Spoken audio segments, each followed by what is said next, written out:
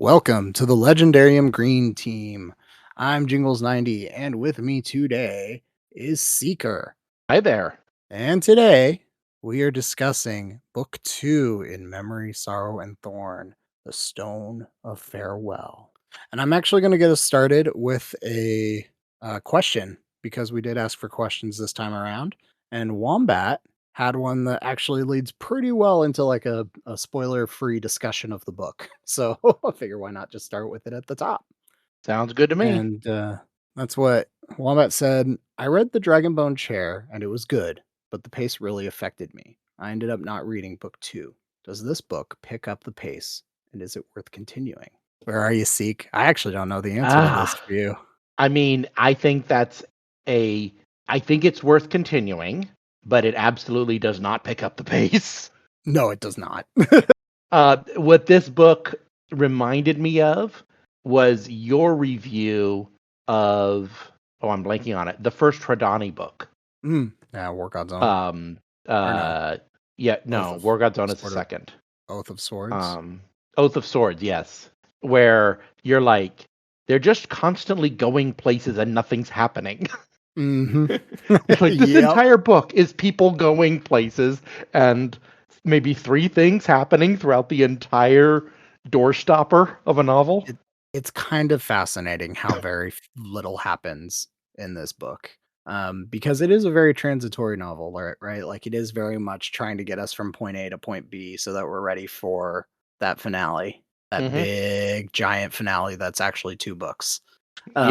Which makes me wonder how much of that is action and how much of that is going to be. I'm guessing we're going to see a lot of exhibition, a lot of dialogue. Yeah, I think so. A lot of minor, like how long did we need to see certain chases drag on for, know, or hear about certain people doing the same thing over and over again.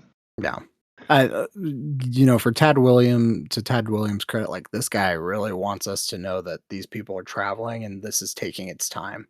There's no instantaneous. They were in Erkenland and now they're over in Canuck and now they're they're just traveling all over the place. They're in Hinistir. Some decent world building, definitely. Yeah, but that could have been condensed to half the size. Yeah, I would say so. I mean, their months span this book, and it is not fast going at all. That said, when it hits, I really like it. I really like when it hits. the moments where things are happening are definitely well written. They're very happening, and they lay some very interesting groundwork for future events. Mm-hmm. I love there is so much horror in this book, especially on the side of Joshua and his crew and of Simon and his crew. They deal with so many supernatural entities in the and most what little we horrible... see back at the Sayhold or whatever it's called. Yeah, Rachel has to deal with some stuff too. Yeah, Rachel the dragon lady, that whole her entire POV is horror. Yes. Not that she has a lot of screen time, but No, but it's all focused on watching this once very lovely castle decay. And she's trying to figure out what's going on and why and how and why are people vanishing and what's going But it's hard for her to do because there are things that are fighting like your consciousness. They're fighting you from actually being able to make rational decisions, to have logic, to have empathy and compassion for other people. I mean, it's just a really, really solid design for that. A cloud has descended upon the castle, shall we say. Yeah. But and then Simon deals with some like really dark, evil creatures. And then Joshua, his team, that the opening scene for them in this book is one of the greatest. Yeah, the opening scene was really good in a while. Yeah. I don't have a lot of complaints about Joshua's scenes. Most of them are actually pretty tight. Yeah. And I think for good reason. Like I think we find like Tad Williams seems to be very interested in balancing the discussion of what Joshua is doing and what Elias is doing and how those differ and how those are incredibly similar. And I Yeah. think he does it really well through both of their right hand men, Mhm. um, who are probably two of my favorite characters in this book. Is watching both of them kind of juggle this loyalty that they have with with these kings. Mhm. Yeah, that was some interesting dynamics. So yeah, I mean, Wombat, if I think it's most of the lag happens in Simon's mhm, adventures and in Miriam L's adventures. yeah, There's a lot of yeah. just why are we still talking about this? Yeah, why are we sitting? And it's weird because they are, like, supposed to be our youthful protagonists, right? We're Mhm, supposed to be learning something with them, I think, but it doesn't always play through because it does draw out so much. mhm. Yeah. Um, No, I did not do my second listen through on this book. It's the first time I haven't done that for one of our podcasts. I just struggled so hard to stay engaged the first time through. I knew I wouldn't make it a second time. a second time around. Yeah, I know. I Yeah. think at one point we were in the DMs and you were asking me, like, how Miriam L was doing this thing at this one point, and I was like, "I don't even think that's Miriam L's part, dude." I No, think it that's wasn't. It just was somebody yeah, else. it was someone else. Because But at some that's me point with my difficulty remembering names. yeah. Well, I also think So, too, because it was kinda weird at some but point in the middle they of were this in book like a weird castle with tunnels, and she was in like a weird castle with secret passages, and messages. I got the scenes mixed up in my head. Yeah. But I You think but I think that's kinda justified because that character does kind of just randomly show up in the middle of this book. Like, I can't remember Mhm. if, in Dragonbone Chair, they had already started this journey and I had just forgotten about No, it. in Dragonbone Chair, they show up and basically, um, um, oh, what's Joshua's brother's name? Elias? Elias had stripped him of his dukedom and given it to somebody else, and he was coming to Joshua to see if what Joshua could do to get them their kingdom back. And Right. while they're sitting in the fortress, the the dark elves invade, basically. Yeah. Pretty You much. know, and that's basically all we hear about them until all of a sudden the surviving daughter and the top general are in caves, and we don't know how they got there, how they survived the massacre. We don't know anything. They're just here. You are. I'm sorry, we're kind of getting into spoilers there, but Yeah. But we were doing stuff while all this other stuff was happening too. hmm So so yeah, there is a little. The transitions aren't always smooth. no, they're not. That said, I think some beautiful prose in this. I still find myself ranking Williams up with Hobb and Jordan and um, Martin as far as purple prose goes. I think it just can be incredibly striking at times. Yeah, some of And the I find writing is myself well very lost done. in it. Yeah. There are certain scenes that definitely grabbed me and I felt very engaged and we're almost cinematic in their descriptions. You know, not Yeah. Sanderson level cinematic, but more the older like I'm watching the movie in my head, but I'm very emotionally engaged with what's going on. Kind of Yeah. cinematic. Yeah. Yeah. Um, that's what my brain is seeing exactly what you're putting on the page, Hmm. and it's Yeah. working really well. Yeah. So good. All right. Well, All right. I hope that answers that a little bit, Wombat. I think we're gonna head into spoilers now. All So right. let's get that summary. So I But am ready with a summary. I will note the summary at the front of Stone of Farewell for Dragonbone Chair was 20 pages long. So I think we're doing a good job with our 3 paragraphs. All right, take it away. um, the I won't be doing a dramatic reading this time because I'm getting over a cough, but here goes. After the cinematic events and dragon slaying of the Dragonbone Chair, Simon and company are rescued by Benebic's people. Simon, Heston, and the elves are treated well. Unfortunately, Benebec and Sludig are imprisoned and under a sentence of death. Appeals fall on deaf ears until the last will and testament of Benebic's dead master are read. As the world sinks further into the wintry clutches of the Storm King, Simon, Hestig, Sludig, and Benebic must travel to the Stone of Farewell. Enemies lurk around every turn as our adventurers are beset by enchantresses, giants, and evil sorceries. Jaloe guides Joshua. Miramel narrowly escapes being discovered by pirates after Priorities kills the Lector and Miriamel's best hope of safety. The oldest and wisest of the city is killed by the hunter, moments before she's about to reveal the Storm King's plans. The book ends with Simon and Prince Joshua being reunited at the Stone of Farewell. And I must have cropped out 2 or 3 entire subplots in that summary. In that entire summary. Yeah, we've got, let's see here, an evil witch that has a bunch of children Yeah, well, that that's the separates. Yeah, Enchantress, she you is the know. enchantress. Yeah, yeah. Okay, that's Yeah. fair. That's true. But the people we were mentioning earlier in the caves, Yeah. it's like, yeah, Uh, didn't even Mor- mention them. is it And they Morganis? Is that her name? I think so. Let me see if I wrote it down. No, I didn't. No, Morganis is the name of the the old guy.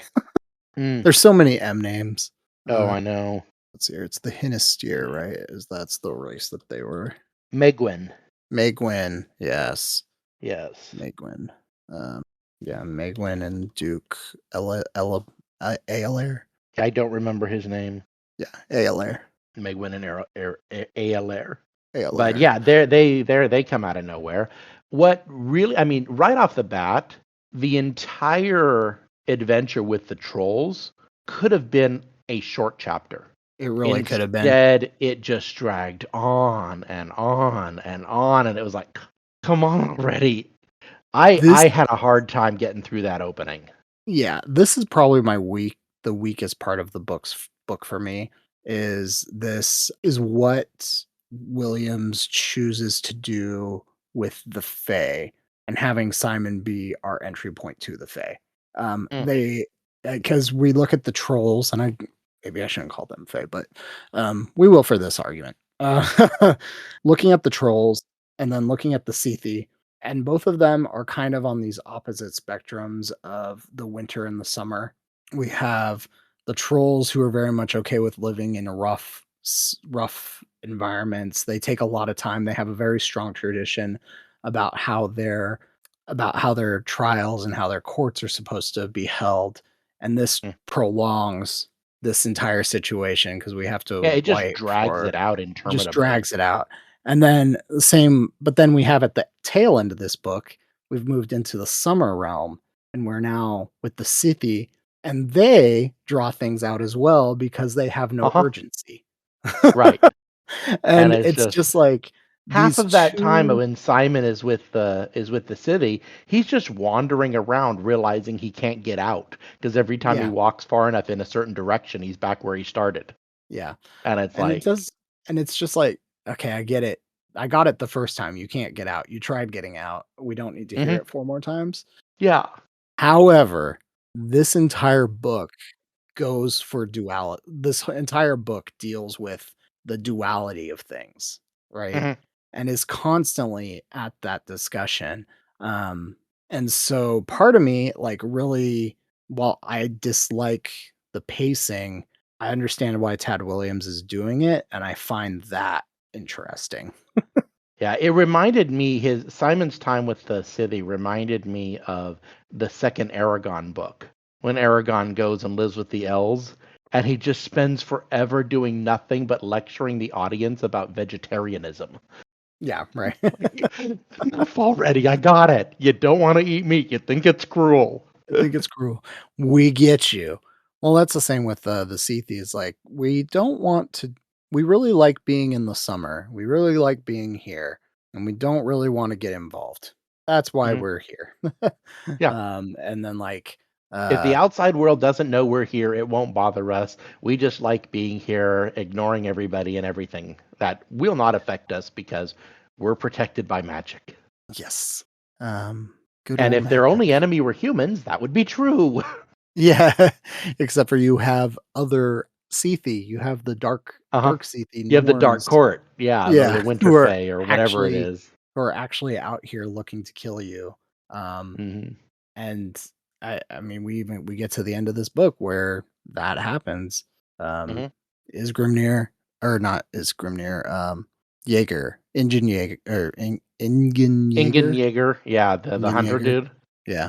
Um, Yeah. who is straight up just the proto hound, which I love.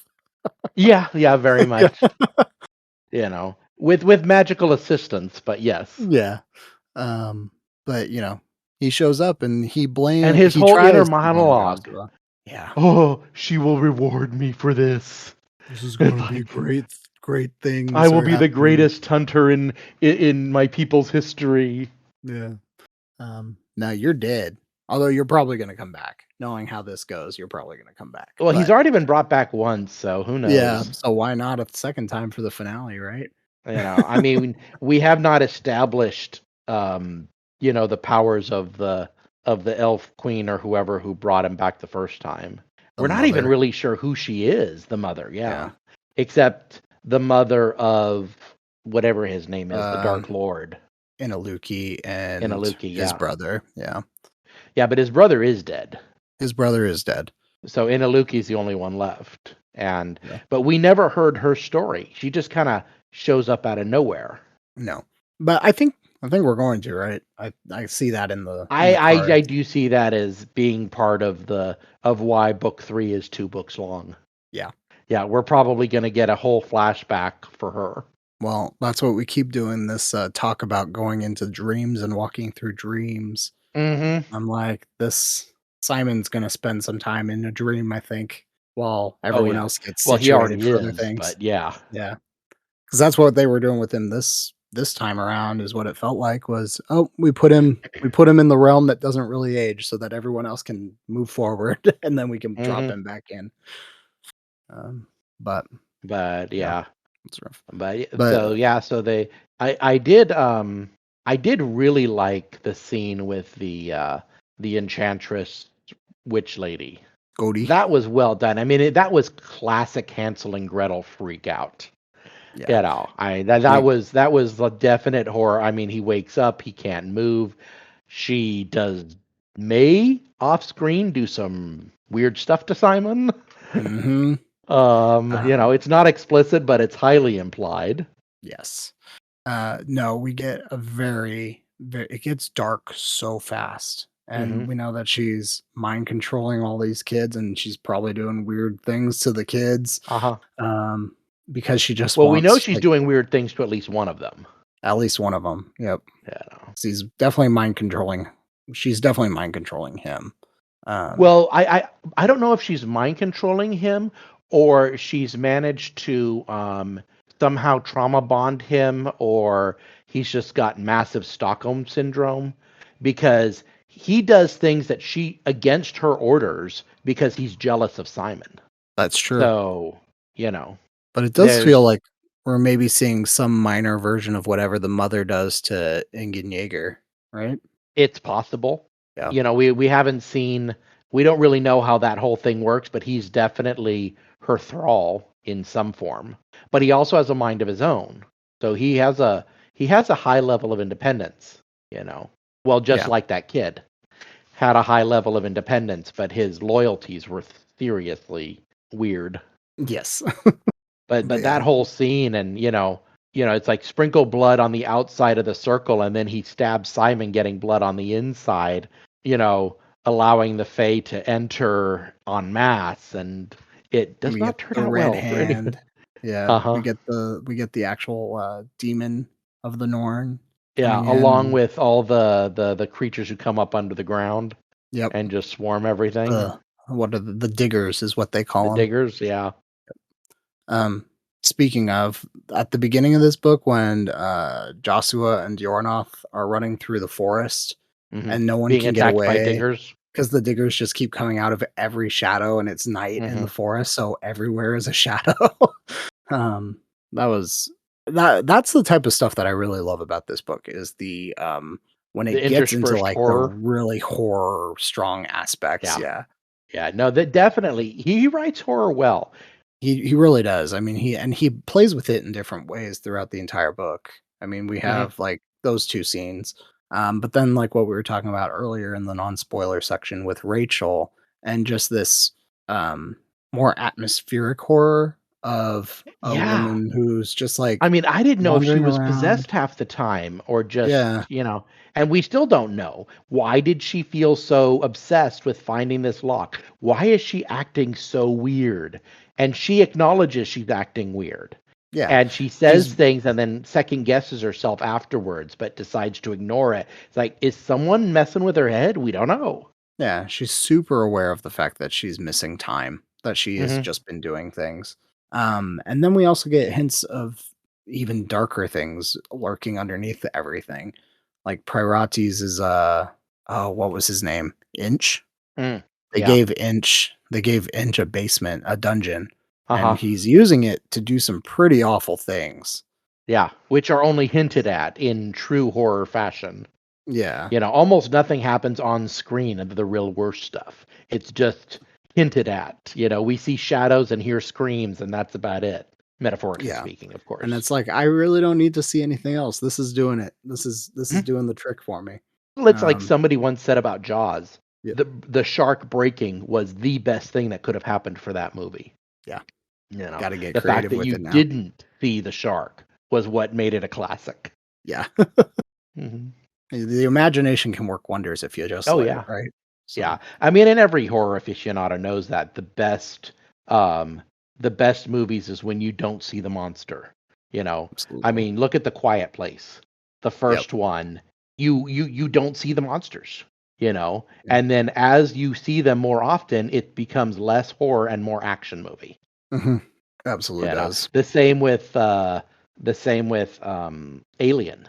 The first Alien, where you almost never see the xenomorphs, Just see is shapes horror. and shadow. Yeah, Yeah, but the later ones are just fun action. it's true. Yeah, Yeah. I kind of laugh when well, you don't hear it very often anymore. I think people have finally kind of divided along the lines of the first Alien's a horror movie, the second Alien's an action movie. But yeah, there used to be tons of And then argument there's as to 3, whether 4, this go and Resurrection, and that are horror in their own ways. they do have Um, elements, yeah, they do. absolutely. Um, I mean, even the newest one, Romulus, goes back to those that lineage and does a really good job Mhm. with it. But anyway, we're not here to talk Alien. We're not here to discuss Alien, yeah. I will say though, we get plenty of shadow creatures that aren't diggers in the books too. With Simon and his pals, when they're walking through the forest, they see figures in the dark behind them and around them, and it's because there's giants out and about, Mhm. which is some great high Yeah, and even fantasy when they fight the going giants, on. we don't really see them. No, they're just kind of out there Mhm. running through when they feel like attacking, and yeah, it's just really cool. It's just really well done. Yeah, they're these short blitz attacks and they're gone. There's no real description of them, nothing. It's just they're there, we died, we fought them off, they're gone. Yep. So, yeah, it was really good. Yeah, yeah. No, the scenes when stuff happens are well written. Yeah, You know, there's just the pacing is just really drawn out in many areas that didn't need to be that drawn out. yeah, I agree. It's same with Miriam L. We don't need to Yep. know every single stage of her journey and how much I she hates the priest well, for the yeah, how fifth much she time. hates Cadrak, even though Yeah. Cadrak, I know the dramatic effect is supposed to be affecting me this way, so I'm not going to criticize it. But Miriam L needs to just like take a minute and actually think about what's happening Well, because Miriam L has grown up in the court, and yeah, you really see here that she expects people to abide by court etiquette, yeah, and she's not in a court, and she hasn't realized that yet, oh, you know. And and even, I mean, speaking of horror, the whole final section with Miriam L and the noble on the boat, I yeah, mean, that is creepy as that's hell. awful. He's And like, she's completely oblivious to it until the very end. And now yeah, she's drunk and she's in his cabin and she gets out, but it's his boat. And, what the hell is going on? And and she's full on a prisoner Mhm. of this guy's desires, which is just yeah, horrifying. and we have no idea really who he is, what his intentions might be. You know, No. is he looking for a one night stand with the cute noblewoman, or does he actually know who he is? Is he a villain? Is he? Yeah, we got no idea what this guy's Yeah. about. Yeah. Meanwhile, we have Cadrak out here who is an incredibly stubborn individual. I'm not gonna deny that. Hmm. And he does not handle protecting Miriamel with any sort of finesse.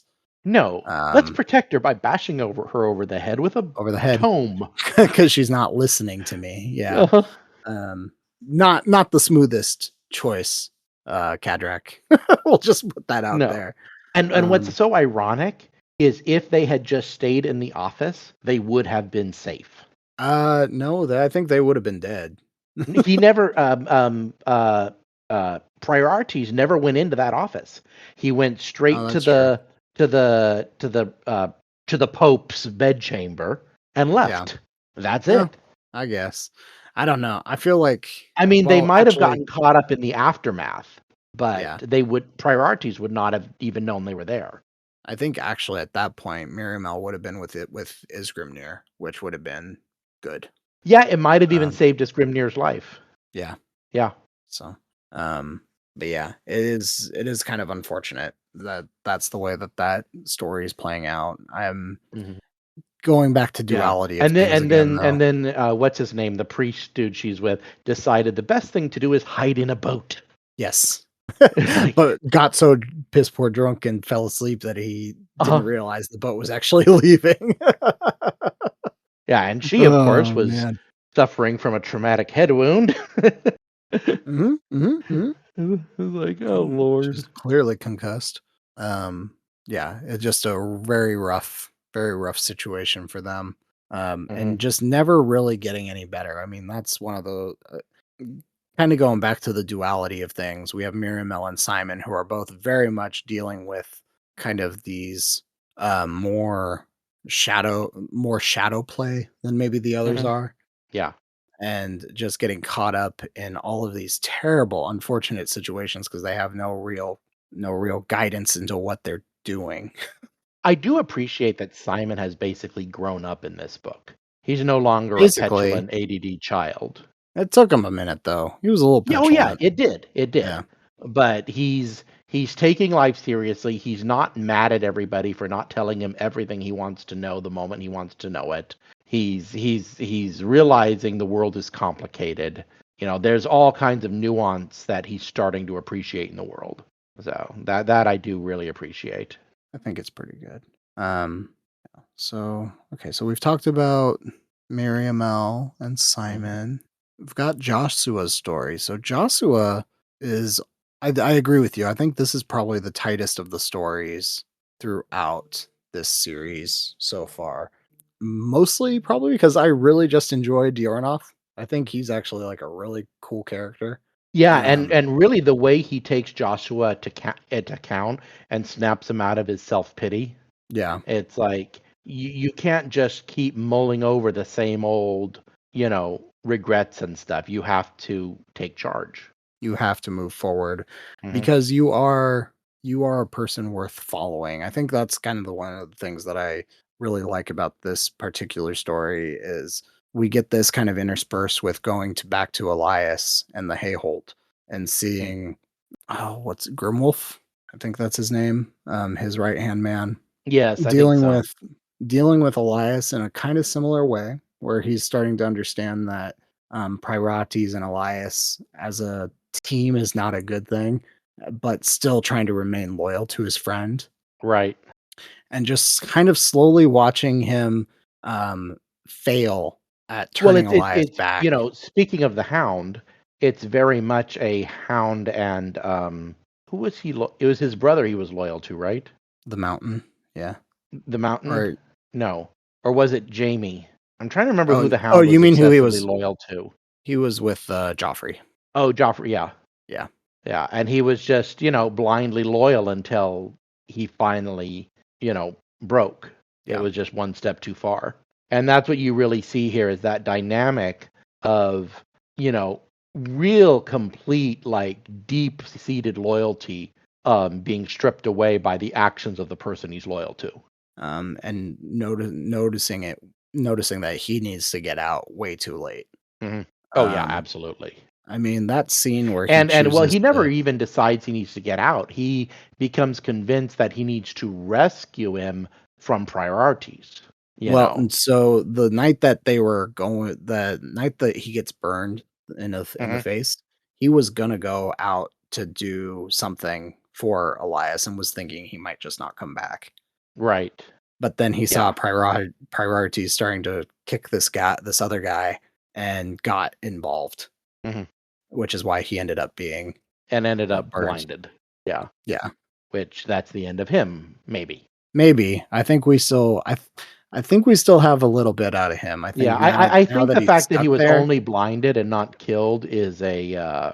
is definitely hinting that well, to quote Gandalf, I fear that there's still a part for him to play for good or ill. Yeah. We'll see where he ends up next, but, I mean, he's pretty much Hopefully secured not that. obsessing over so shiny round objects. Yes. Changing his name, speaking in the 3rd Yeah. person, loving fish.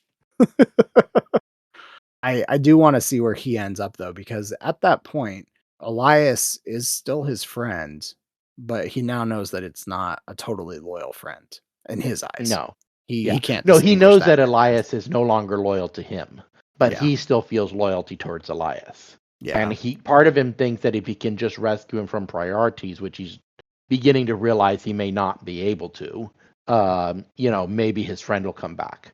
And yeah, he's completely clueless about misery and the effect of misery on him. He doesn't understand the connection because he's yeah. not a mystical person. He thinks in very what you might call rational. I mean, Um, he's a very strong war leader, right? I mean, that's mhm. what he did before. That's why he's the right-hand man, is because he's a great strategist. Yeah. But he does not understand or want to understand magic at all. No, and that's too bad for him because there's clearly magic involved in what his life is now. There Mhm. has been for a Yeah. while. Um, Yeah. so we get that, but on the other hand, we get Diornoth, who is like this incredibly thoughtful individual who understands why he's choosing to follow Joshua, doing the opposite thing where we get uh Grimwolf fighting against Elias's people. We get Diornoth just completely standing for him in every moment, even being willing to break traditions of a I think it's kinda generous to say a hosting culture considering they kidnapped them, Yeah. but, um, willing to break with those traditions because he knows how unfair, Joshua's situation is at that point, and willing to just actually be a martyr where Grimwolf wasn't. Mhm.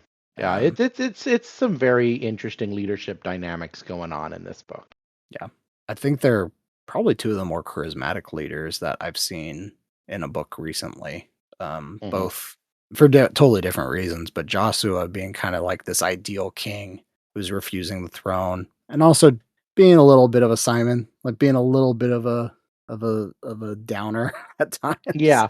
Well, he doesn't just refuse the throne because that's what you do. He honestly does not consider himself worthy of leading anybody. Yeah, He feels like dragged into it, but then all of his plans go wrong. And, he might have a touch of bipolar person, yeah, personality disorder because the way his ups and downs and swings, go, it's like, yeah, but it also could just be like I remember in my 20s, I very much had that I had I had like this thing where I wanted to not only do things right, I wanted to live up to my own ideal standard of myself. And when I did, I'd be extremely arrogant about it. And when I failed, I would enter this I'm useless, I'm hopeless, I can't even do anything right type of thing. And I don't know if that was just the tail end of hormonal adolescence going on, or it's just early adulthood where you realize life isn't about right and wrong.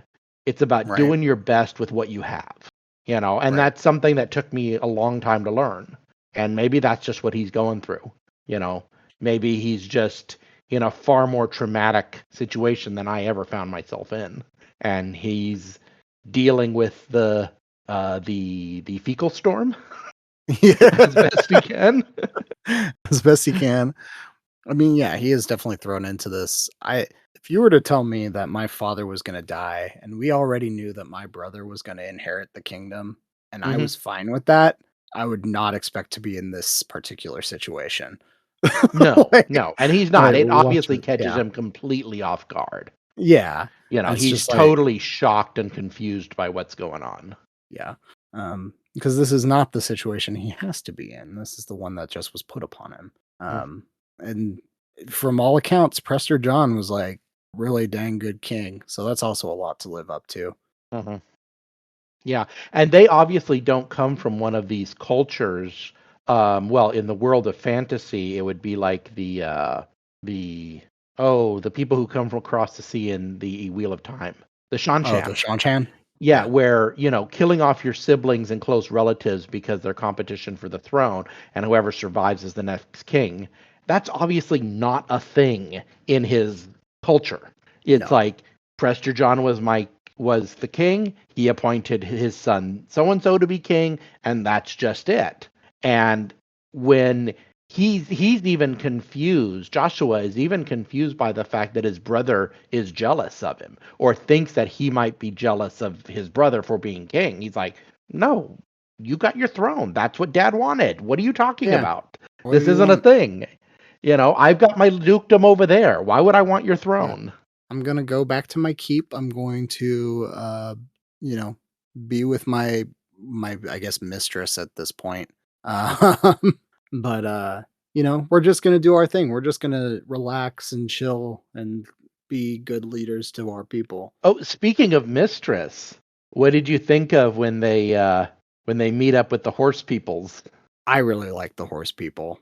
I think I Uh, I don't like the horse people, but I really like the horse I mean, people. they're stereotypical Mongols. Yeah, yeah. And it's very Um, obvious that Martin was, well, not obvious, but very easily could have been inspired to use these peoples by how they were portrayed in this book. yeah, You know, absolutely. his I his uh, his adaptations bear a remarkable resemblance to these to how they're portrayed here. Absolutely. I do like this idea of like a culture that absolutely refuses walls or stone, Hmm. um, Well, and that that they do wander around. that is actually very true. Um, the king of Saudi Arabia, now this, I believe this happened in the 70s, wanted the Bedouins to, stop roaming around on their camels and become productive citizens. Because how the hell do you tax Bedouins when they've got no measurable income? Right. um, Built an entire um, community center, residence, complex housing thing for these Bedouins. It had swimming pools, it had nice houses, it had all the modern plumbing, so on and so forth. And as the description I read put it, they drank from the swimming pools, pooped on the lawns, and after slept under the stars. And after a few weeks or months, I forget, told the king, "Thank you very much, but we prefer our camels and tents." So we're It's like, yeah, good. yeah, there it's very much, and obviously the Mongols don't exist anymore, but the Bedouins do, and it's very obvious that this kind of people takes incredible pride in, well, as David Weber put it in one of his novels, where there was a nomadic tribal people, and they referred to the city people as sitters because highly descriptive. It is. Yes. So, it's actually, there's a theory that the reason the Arabs were able to conquer half of the Roman Empire and all of the Persian Empire was because their Bedouin desert lifestyle meant they were not exposed to rats the way the city dwellers were. And therefore, they did not get the plague. And so, as Persia and the Eastern Roman Empire were being wiped out by the plague, where they'd lose half, 2/3 of their population. The did not happen to the Bedouins. Did not happen to the Oh, roaming camel drivers of the sands. okay. So yeah. Interesting. I mean, there's no proof, but it's an interesting theory. But there is something to the world of the thrivings then, Yeah. as they see it. Yeah. Yeah. Yeah. I mean, that's really cool. And it Hmm. makes sense. I mean, if you would maybe have some level of superiority complex, being in a culture like that where everything is done by hard labor and Hmm. walking and, um, you know, your body truly is like your temple. This is the one place that you have to, the one thing that you have to manage and protect. Right. And It's like, everything is about strength, what you can yep, hold on to. yeah, Everything comes down to one-on-one duels, and yeah. And I mean, unfortunately, like some really heavy misogyny. yeah, I was about to Yeah. go there. It's Yeah. like, which it's not unrealistic for those kinds of cultures. You know, Right. there are indications that the Mongols, you know, were extremely misogynistic. I don't know how or why that works. I honestly do not understand a culture where half the population is property. I just, Right. I just don't get it. Yeah. But Yeah. it's what they How do. very 2026 of you. Yes, exactly. Yeah. Well, I'm also married to a woman who's my partner and my friend, not my slave. Right. So it's like, huh? How do you have meaningful anything? Right. Well, yeah, I mean, that's kinda that's kind of the core of this relationship Yeah. for Joshua and, what's it for Seva, right? I mean, Uh, it's like she ran away with him out of a desire to get out of the thriving out mm, from underneath her father, yeah. knowing full well that it was gonna blow all of the traditions that are in place out Right. of the water. I love the way we're introduced to that too. Yeah. We see all of her trauma and fear that she's never told Joshua about, or Yeah. why. Joshua has no reference point for No. what she's going through or why, completely oblivious. He's all wrapped up in his own head. And then they get there, and I love the way when he finally realizes not only that she's pregnant, but why she didn't want to go back and how it's like he knew intellectually how her people treated women, but Right. something was preventing him, in his mind, she was no longer of that people. Right. But her father wouldn't know, disagrees No. strongly. Well, yeah, totally, not being able to empathize with the idea that she doesn't wanna be near her father because her father is a monster, Mhm. right? Yeah, Yeah, and it just did not click. yeah. Yeah. It clicked eventually, though. I think we I Yeah. think we Oh saw yeah. some real character growth by the Yeah. end of this Yeah, no, book for both of Joshua them. grew up incredibly during that whole scene with uh I keep wanting to refer to them as the Dothraki. The Thrithings Yeah. or the Thrithings. I'm pretty sure they're The Thrithings. thrivings, the thrivings. But honestly, I mean, the her father, the head of the thrivings tribe, is interchangeable with whatever his name is, the head of the Dothraki. Khal Drogo, Khal Drogo, yeah. It's like, yeah, same person. same person, same idea. Yeah, Yeah. we're Very not much a following. Genghis Khan type of personality. Yeah, absolutely. We're not falling in love with, this guy, though. Fickholm No. I'm trying to pronounce his name right now. Fickholmige? Fickholmige? I That's listened to it and my ears did not register it. did not register what was going on there. It was just like, yeah, that's a weird name I'm never saying out loud. Yeah. I think I also maybe you agree with this the way or my interpretation, maybe not, but I also appreciate that there are actually Thrivings who side with Joshua in the end, and not Uh-huh. because of any moral change in stance, but because of the morals they have and stand for. Right. Well, in their If that makes any mind, sense. he's betrayed you know, uh, Joshua's wife's father Mhm. is betraying. He's acting unhonorably. He's acting like a Yes. king, and he's not a king. And he's not a king. He's a March Thane, which Yeah, is supposed to be a little bit more democratic in a democratic. Yeah. in a strictly limited democracy Yes. where But no. only local clan elders get a vote, and even Yes. then, maybe. Maybe. Yeah. So, um, all right.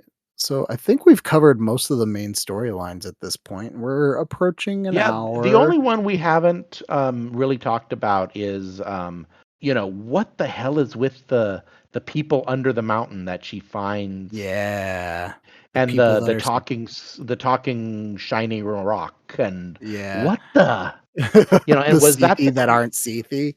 yeah, and Uh, was that the mother, and were they slaves? What the and you get the hint that these were the weapons makers. They remind me a bit of the dwarves in the Nordic legends. that's where I was drawing inspiration for them too when I was reading about them. Okay, I so was, you this is got the very, same. yeah, Yeah. I very much got the same idea or I'm guessing that that's same a feeling. setup for the finale as well. Yes. Whatever it is going on with them, that's gonna, that's a Chekhov's gun for later. But Well, part of again, that's a me, scene that could have been 3 pages. Instead, we get 3 hours. yeah, and also we first start it in like the middle of the book where I'm not really invested in this thing, and it is a weird piece that just feels like it got inserted almost because it's like Tad Williams is like, oh crap, I've totally missed a whole plot piece here. Yeah, it makes no sense as Yeah. it does not flow with anything. It's just there, and it's Yeah. like okay, but yeah. So I don't know. All in all, I was not impressed with this book, but I do find the series intriguing. Yeah. I would give if I read this novel as a standalone, I'd probably give it a 2. Okay. As as a part 2 of this series, if I weren't reading it as part of this, I would probably continue because there's enough in the story that intrigues me and there's enough well-written storylines.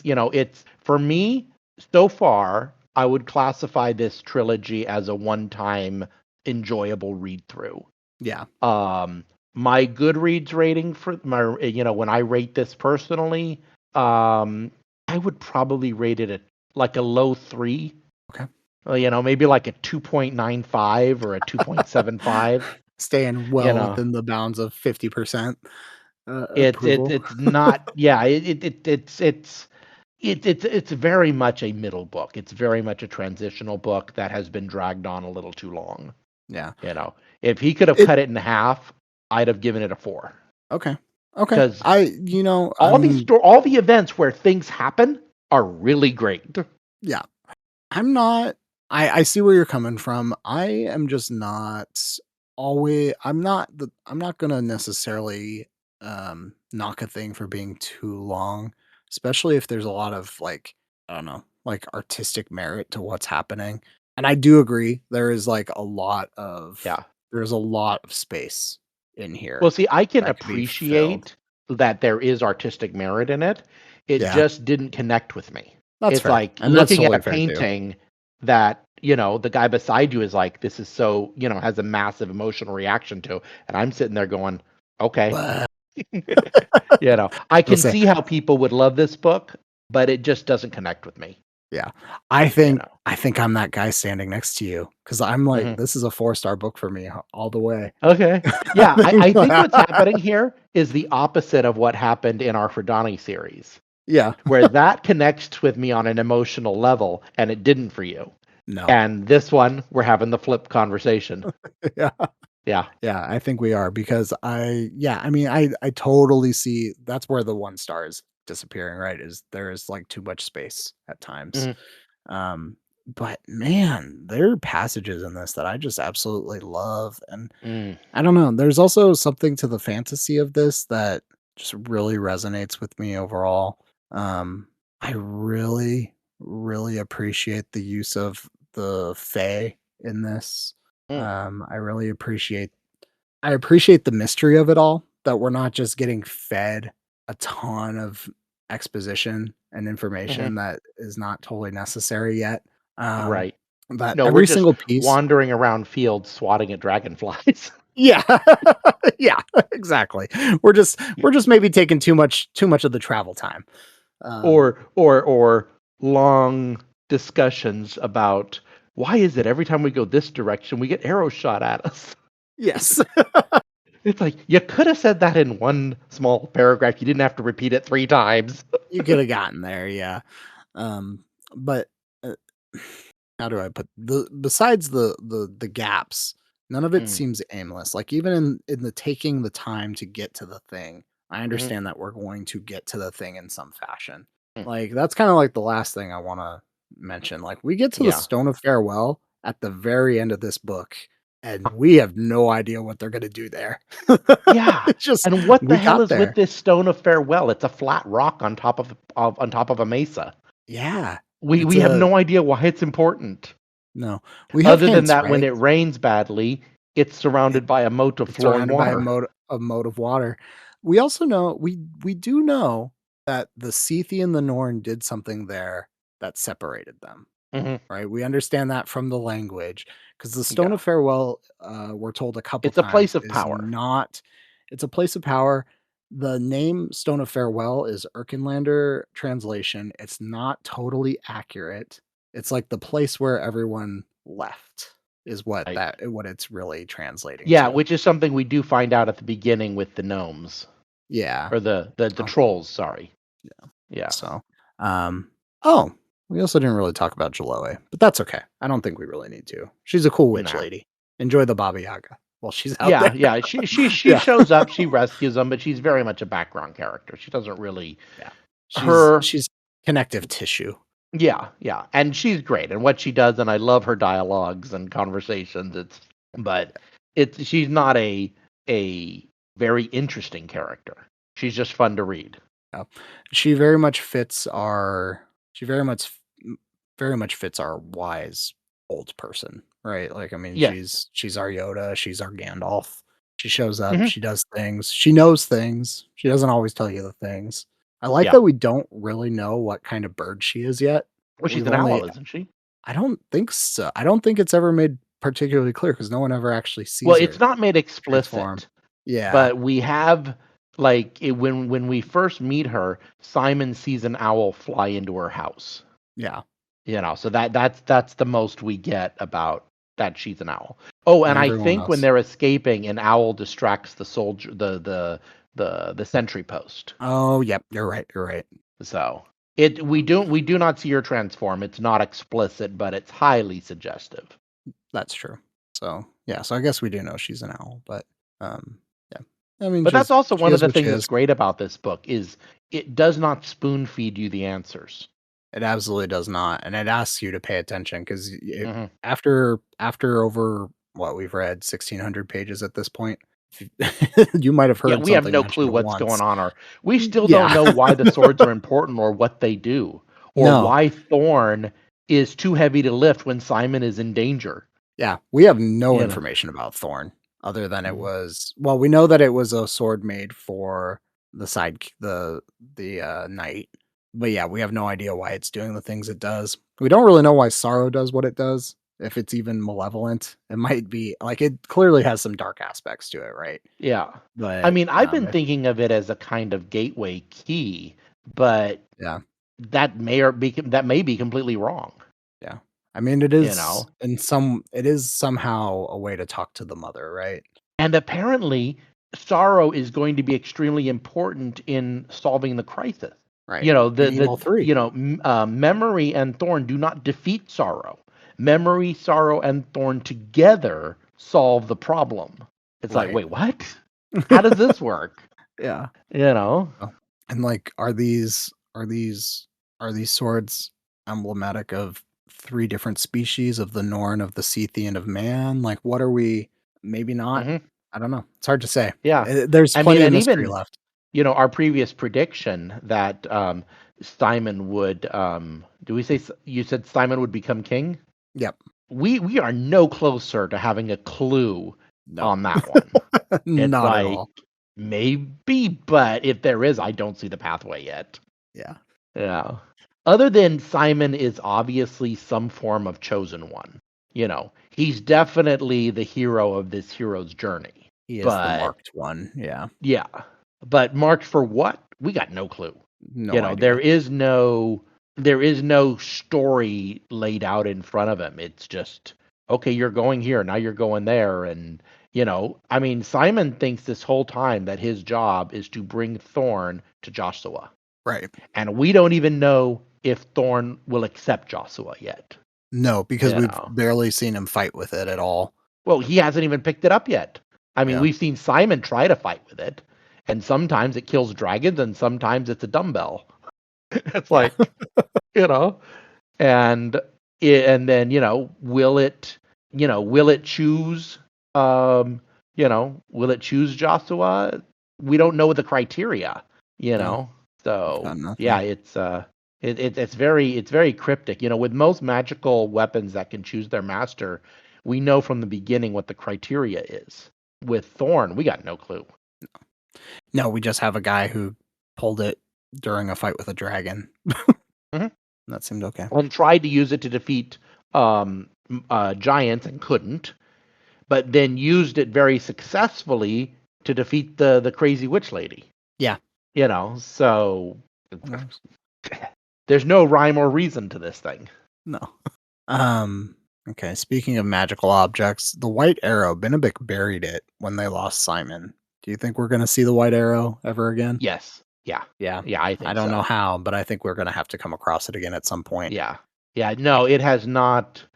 If we don't see it again, I think it's a very wasted of an object that they spent so much ink on.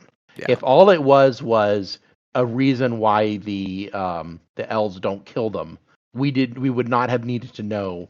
We would not have needed to know, like, the river will knock your boat over if you minimize it as a gift. Right. It's just this thing is definitely important, and yeah, it will definitely show up again. And then we have the magic mirror. But that's another thing. We don't know what it is. It's not a random arrow that happens to be white. This is an ancient magical artifact of some kind. Yeah, but that's all we know. Jiraki's made it very clear it should not be lost. Ever. Same with the magic mirror. That was a fun little addition. Yeah. The mystical objects in this series work really well for me because I don't understand exactly what they're supposed to do. Yeah. And that works with the whole horror inclination of the novel as well. Nothing in this is spelled out. We just don't know what all these objects are. We're just given bare hints of what they can do.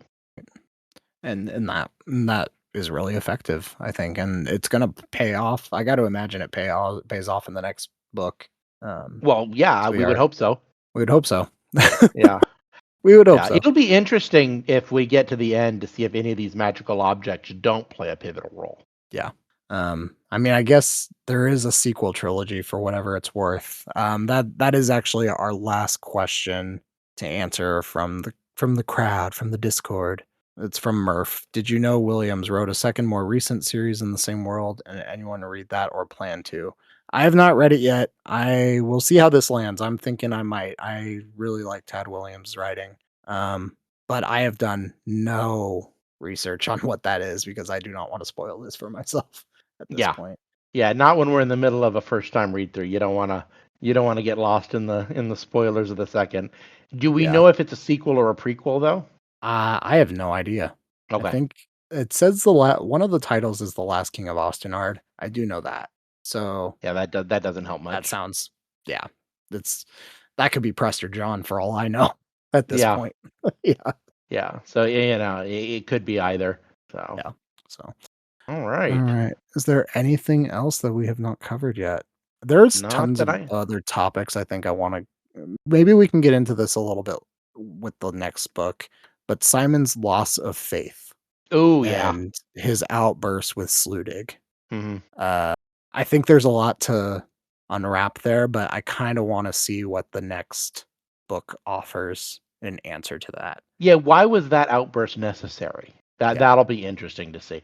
I mean, for a young man who's been through what he has, it's let's just say I'd be surprised if something similar hadn't happened.